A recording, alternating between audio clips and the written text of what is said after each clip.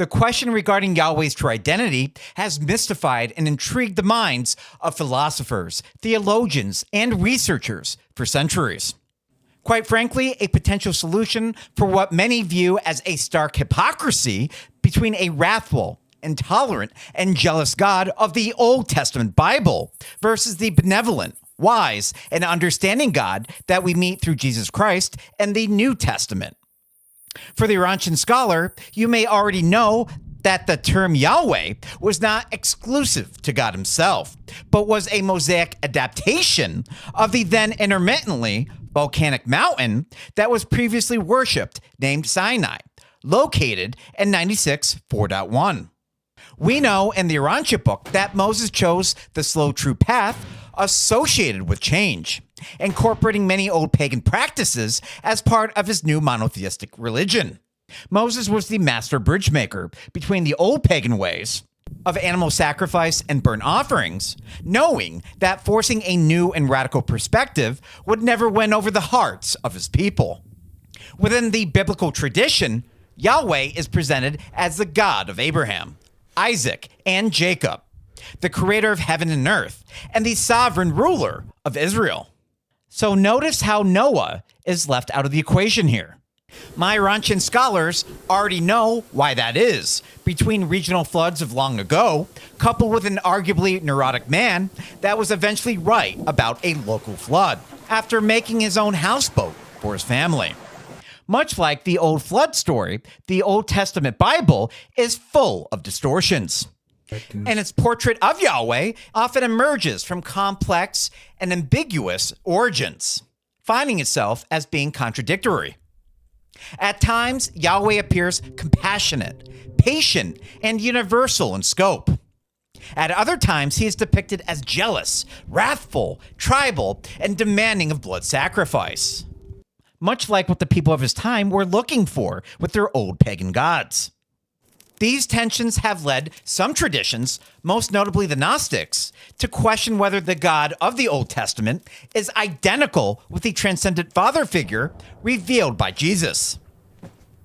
The Urantia Book adds further depth to this inquiry by presenting a cosmology in which multiple orders of celestial beings interact with human history, including rebel personalities whose influence may have been shaped by early religious concepts. To explore whether Yahweh was the rebel planetary prince Caligastia, Satan, Lucifer, or the evolving supreme being himself undergoing developmental struggles, it is essential to begin with the clearest pre-Christian revelation of the Universal Father, the teachings of Melchizedek, the sage of Salem. We see in 136.3.1 that there on Mount Hermon, as an unaided mortal of the realm, Jesus had met and defeated the Urantia pretender, Caligastia, the prince of this world. That eventful day on the universe records, Jesus of Nazareth had become the planetary prince of Urantia. Describing Caligastia as a Urantia pretender leads to all sorts of speculations, of which the devil was pretending to be. According to the Urantia Book, Melchizedek incarnated in the region of Salem approximately 2 millennium before Christ, in paper 93. This king of Salem's influence withstood the test of time, even up until Moses themselves encountered his teachings through his parents, located in 96.4.2. Moses' mission was to preserve the truth of monotheism during a period when the knowledge of the Universal Father was in danger of being lost. Melchizedek's teachings emphasized the universal fatherhood of God, the brotherhood of mankind, salvation through simple faith, and a spiritual approach to worship that most certainly rejected blood sacrifice that I'm sure Moses was keenly aware of. The sage's message was intentionally simple. designed to be accessible to the people of his time, and it bore a striking resemblance to the later teachings of Jesus. This continuity suggests that both revelations originated from the same divine source. Macaventa's influence spread widely, reaching Egypt, Mesopotamia, and even parts of Asia. His covenant with Abraham established a lineage of faith that would eventually culminate in the Hebrew people. Yep, we are still talking about the small g God of Abraham, and not God himself. Yet despite this influence, the purity of the Salem gospel gradually eroded. Over time, many of Macaventa's followers reintroduced sacrificial practices and anthropomorphic conceptions of deity. Despite this unraveling of knowledge, likely due to counter-influences such as the devil, a key point includes that Macaventa Melchizedek provides a benchmark for evaluating the authenticity of later revelations, despite the travesty of many of his teachings becoming lost or distorted over the passage of time. His portrayal of God is consistent with the Universal Father, as described throughout the Urantia Book, and with the teachings of Jesus Christ Michael. Therefore, any later depiction of deity that contradicts the Salem gospel must be examined critically as to its credibility and, more importantly, as to whom the source was that began distorting these messages. And this brings us back to Moses, one of the most influential figures in religious history. According to the Bible, Moses encountered a divine presence on Mount Sinai that identified itself as being the God of Abraham, Isaac, and Jacob in Exodus 3. And of course, we know who the God of Abraham truly was, Macaventa Melchizedek. This deity delivered the Ten Commandments, established a covenant with Israel, and provided detailed laws governing worship, morality, and social conduct. Yet the character of the deity revealed to Moses differs significantly from the God proclaimed by Macaventa Melchizedek, and of course later on by Jesus Christ Michael. The Mosaic deity himself identified itself as being jealous, located in Exodus 25. Commands the destruction of an entire population, highlighted in Deuteronomy 20:16-18.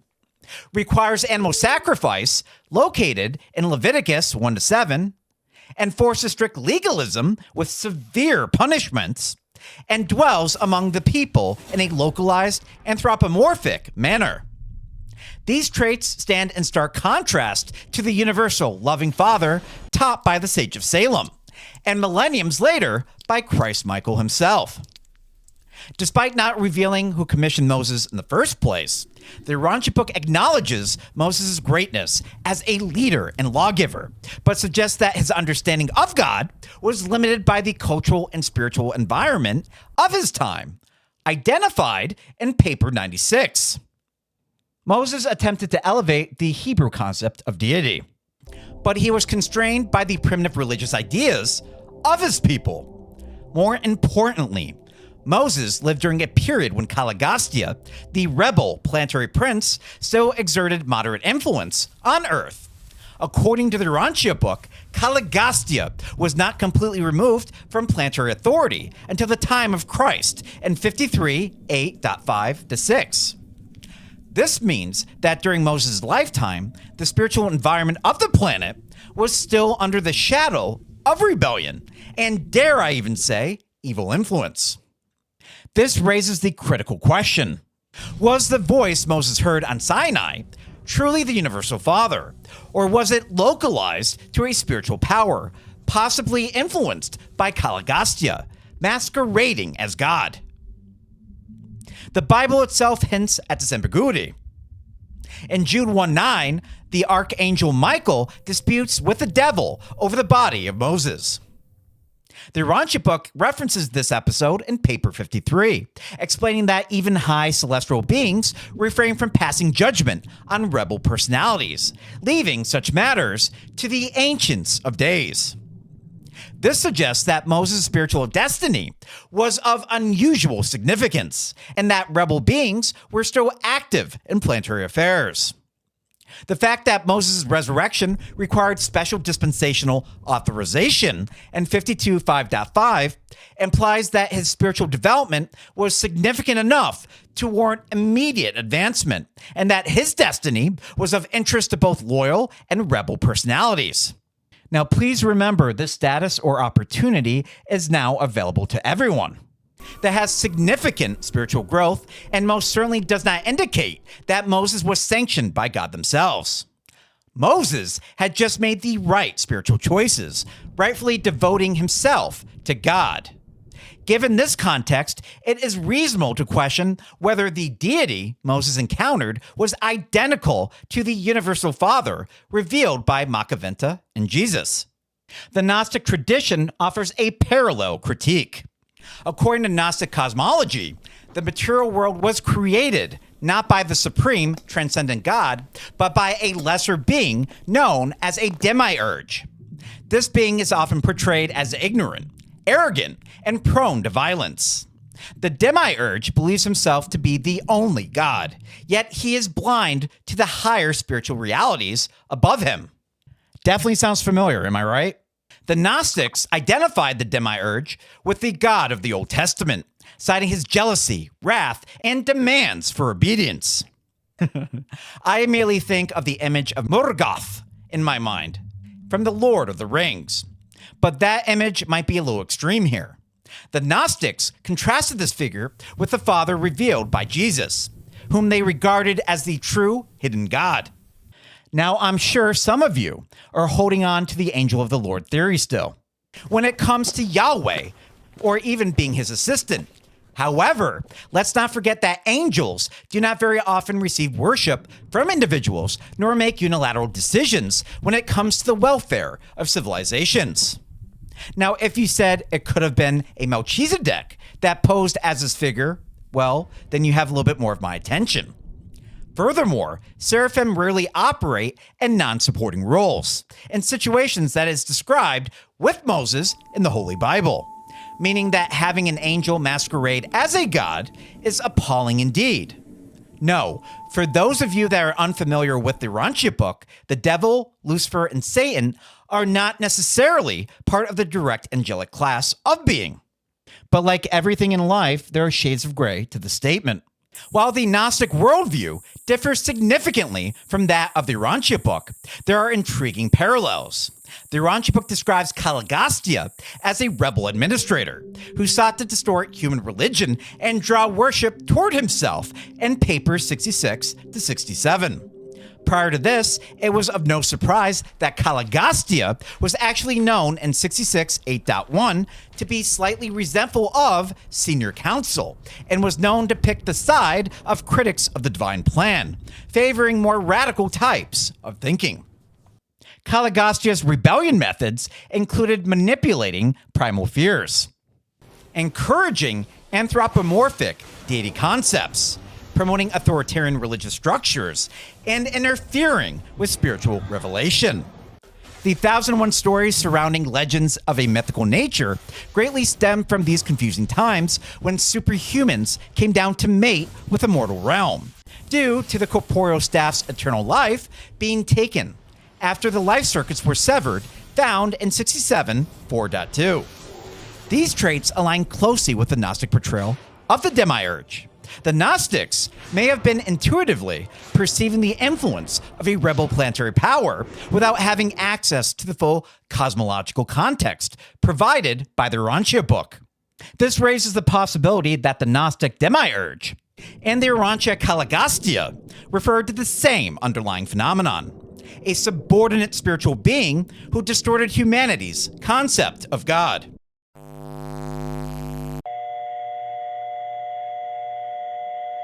Hello, and this is Future Adam speaking. So when I was actually doing the editing for this video, I did want to include some points kind of indicate that Yahweh wasn't a divine perfect entity, kind of like what we expect when it comes to God. And so when making this video, and of course trying to come up with my AI prompts, I came across 4 examples of when God became angry at Moses. And quite frankly, the 4 examples I'm reading right now on the screen, they're kind of trivial. I mean, the first one being when Moses struck a rock with his staff and was supposed to speak to, and he didn't.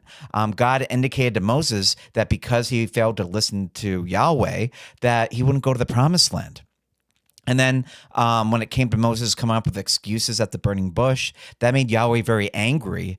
One of the other things that made Yahweh very angry was when Moses failed to circumcise his son. So apparently Yahweh had lethal intent during that incident.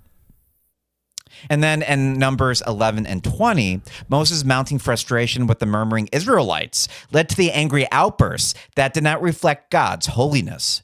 So, of course, if you're looking for where these references are, the first one, right, the Moses striking the rock, that would be in Numbers 20. The excuses at the burning bush was in Exodus 3 to 4. And the neglecting circumcision was actually in Exodus 4.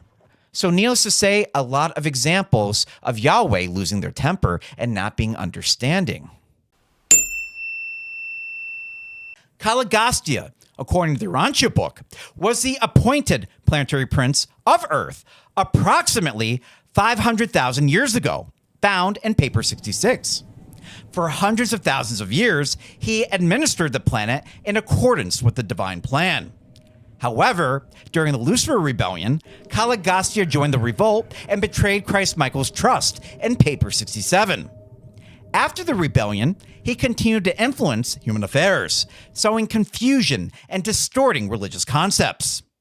Several aspects of Caligastia's character and methods make him a plausible candidate for the deity encountered by Moses. I mean, after all, if he actually was patient and allowed our planet to reach the era of light and life, Caligastia, as our then planetary sovereign, or god of Urantia, would have much of the power and authority that he wanted in the first place, had he been faithful to divine instruction. Caligastia sought to establish control through fear and deception, and the Mosaic deity frequently uses fear as a tool for obedience, found in Exodus 20:20. This can be seen in the thunder, smoke, ram's horn, and lightning that was witnessed in 2018 over Mount Sinai. And Moses indicated that such a display was to test God's people, and that such a fear would prevent them from sinning in the first place. Now, I don't know about you guys here. This kind of sounds like a Zeus episode, right? Almost like Caligastia is putting on a little performance for his chosen people. That most certainly doesn't seem to be in line with the messages we received from Jesus Christ Michael and the Sage of Salem, that oftentimes refuse to put on such displays. Perhaps there was episodes like these that began affecting the Andite migrations around 12,000 years ago, perhaps being representative of a potential deity makeover, with Caligastia slowly changing his own tactics to get more followers. Caligastia's goal, after all, was to disrupt planetary unity that was once developing on our planet into submission. And a deity who favors one tribe over others would serve this purpose of creating division. Both Egyptian and Hebrew practices, especially when it came to the old pagan ways of animal sacrifices, embraced these traditions.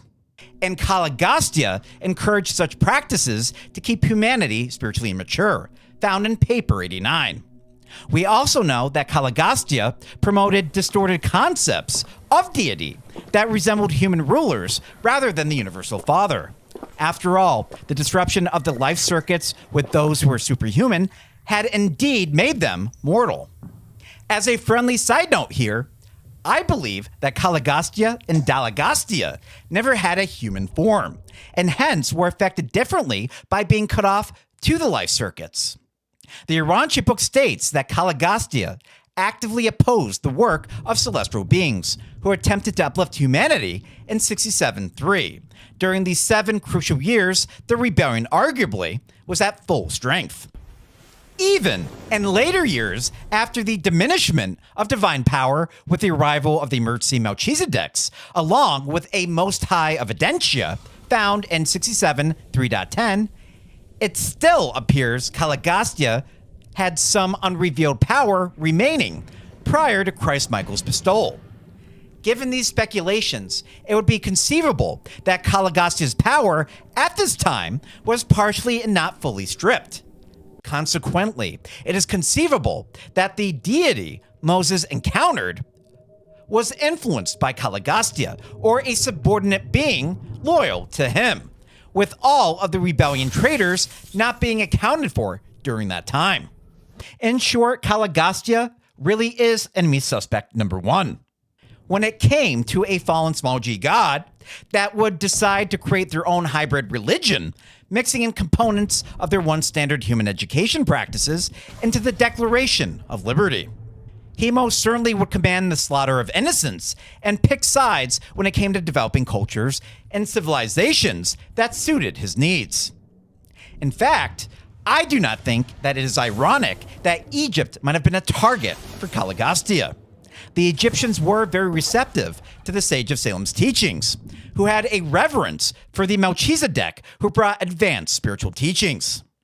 Amin Mope was a seer that taught that the heart of man is the beak of God, that emphasized the direct internal connection with the divine, which contrasted Caligastia's teachings of materialism and subservience.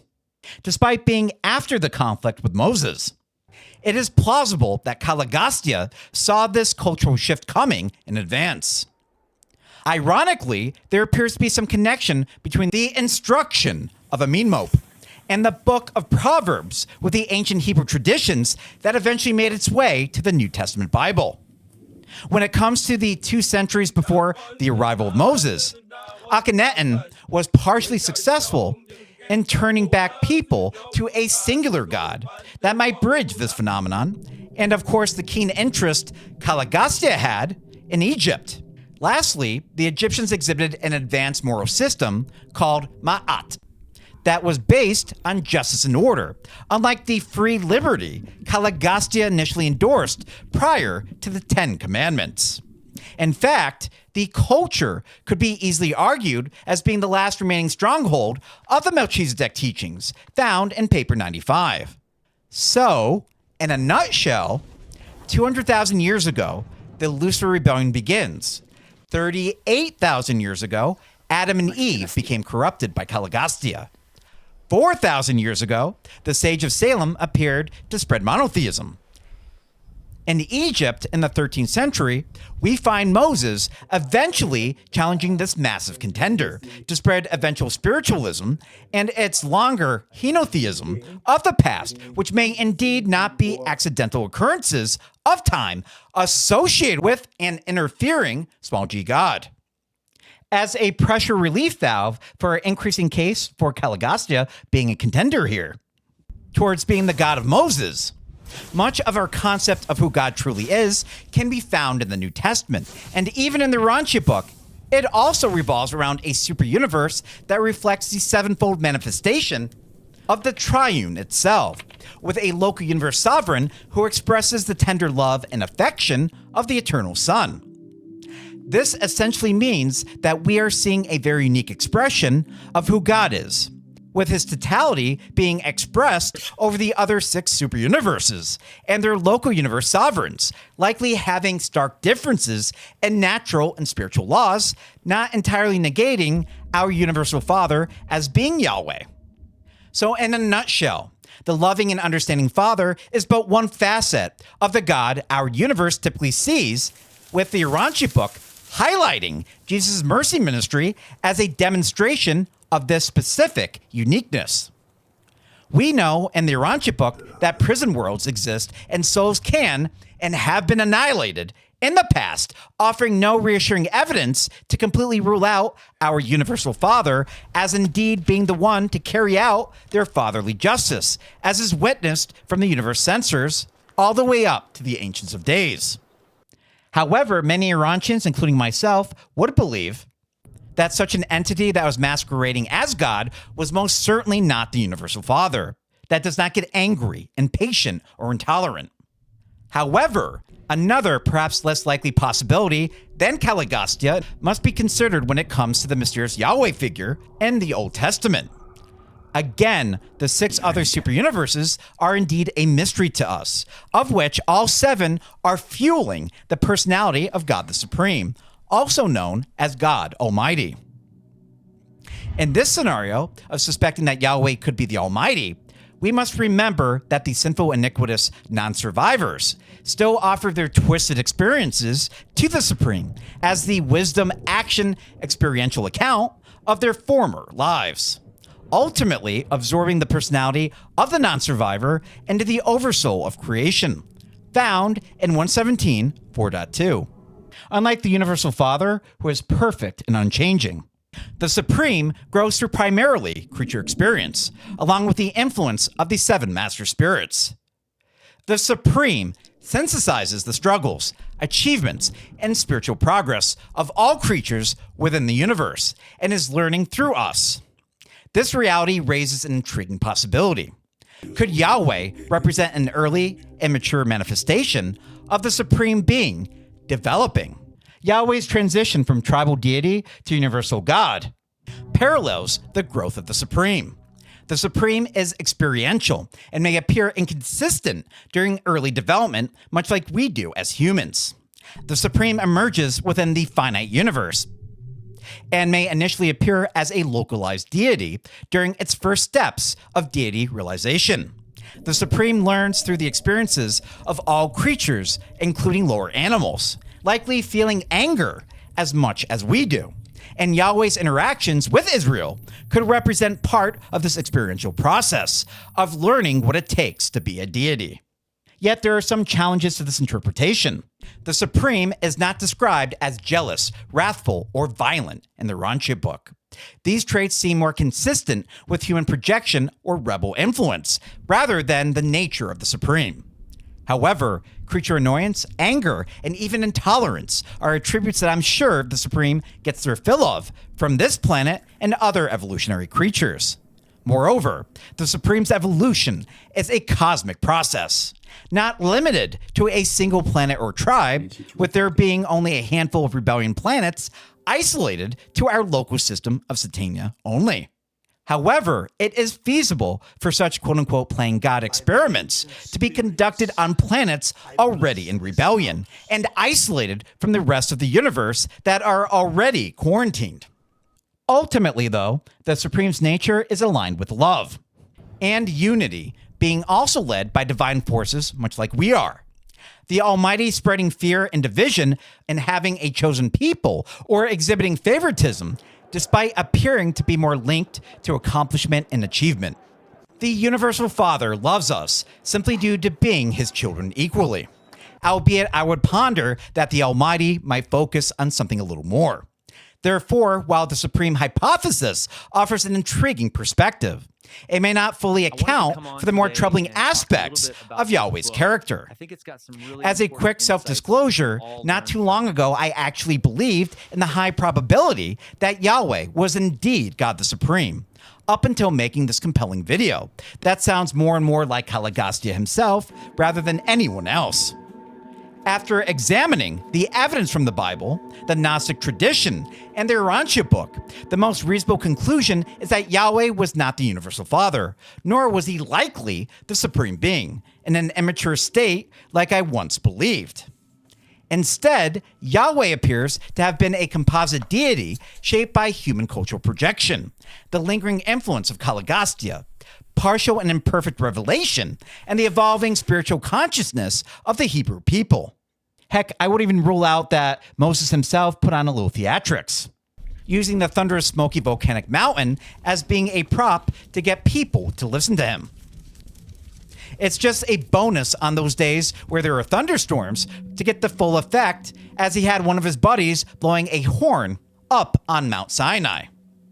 Although I concede, of course, as evidenced by the Holy Bible, especially a lot of those stories when it comes to manna and everything else, he most certainly got divine assistance. I would imagine Caligastia would put on more of a show than simple natural events that Moses' people were exposed to. The teachings of Melchizedek and the revelation to Moses represent two distinct paths in humanity's spiritual evolution. If Moses was favored by God, like in the Holy Bible, then no special dispensational argument was necessary associated with the soul of such an influential historical figure. The Sage of Salem and Jesus Christ Michael represent the revelation of God himself. while Sinai reflects a mixture of genuine insight and distorted influence, which most likely represents a distorted hybrid of the original teachings of our apostate prince, along with the tenets of the Declaration of Liberty, and Caligastia's immediate desire to be worshipped as a god. Jesus later affirmed the Salem gospel and was found correcting or blatantly ignoring many of the errors inside the Mosaic traditions. However, these corrections did not indicate that what Moses did at the time was wrong and was just a necessary bridge for a people that were not yet ready for the loving, inspiring Father like we see in the Urantia Book. In the end, the journey from Salem to Sinai to Galilee reflects humanity's gradual ascent from fear to faith, from tribalism to universality, and from distorted concepts of deity to the clear light of the universal Father. The contrast between the Sage of Salem and the deity of Sinai reveals the complex interplay of revelation, rebellion, and human interpretation that has shaped our spiritual history. Could Yahweh be Caligastia attempting to subjugate his perceived people once more, or perhaps it was a renewed attempt to partially correct some of his errors in the past, possibly recognizing some of their previous transgressions? Could such a behavior be Caligastia's final desperate attempt to wipe out the last stronghold of Egyptian henotheistic influence prior to his father Christ Michael arriving on our planet? Or perhaps it was just Moses playing magician, toying at his people's lesser education and primitive instincts. Jesus' life and teachings stand as the final corrective action, restoring the truth of the universal Father and liberating humanity from the shadows of confusion that had long obscured the divine nature. Whether it be by Caligastia or by some other lesser deity/human that influenced Moses' actions and steadfast faith made Yahweh the God that he and his people needed him to be, thusly still ushering further themes of monotheism and solidarity. Thank you again for watching today's video, your continued support, and I'll see you on the next one.